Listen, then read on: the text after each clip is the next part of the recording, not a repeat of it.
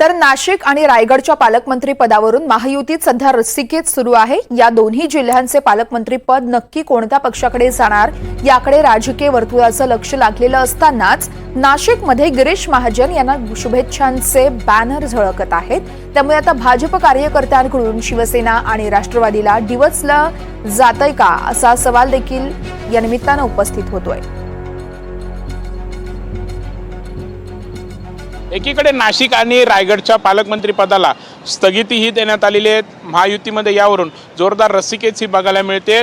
आपण जर पाहिलं तर नाशिक आणि रायगडची पालकमंत्री पदाची जागा या तिन्ही पक्षापैकी कोणाला नक्की सुटणार याकडे सर्वांचं लक्ष लागलेलं असताना दुसरीकडे आपण नाशिकमध्ये जर बघितलं तर गिरीश भाऊ महाजन यांची नाशिक पालकमंत्रीपदी सार्थ निवड झाल्याबद्दल हार्दिक अभिनंदन असे होर्डिंग खरं तर शहरातील मुख्य चौकांमध्ये बघायला हे मिळत आहेत।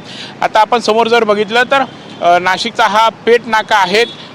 गुजरात नाशिकला जोडणारा करता हा मुख्य रस्ता आहे आणि इथेच आपण जर बघितलं तर अशा प्रकारे होर्डिंग जे आहे ते भाजप स्थानिक आमदाराकडून लावण्यात आलेले आहेत। अनेक माजी नगरसेवकांचे देखील यावरती फोटो हे बघायला मिळत आहे। त्यामुळे एकंदरीतच कुठेतरी भाजपकडून शिवसेना आणि राष्ट्रवादी या मित्रपक्षालाच डिवचण्याचं काम सुरू आहे का हा प्रश्न आता उपस्थित होतोय। फक्त इथेच नाही तर शहरातील अनेक मुख्य चौकांमध्ये असे होर्डिंग जे आहेत ते लावलेले आहेत।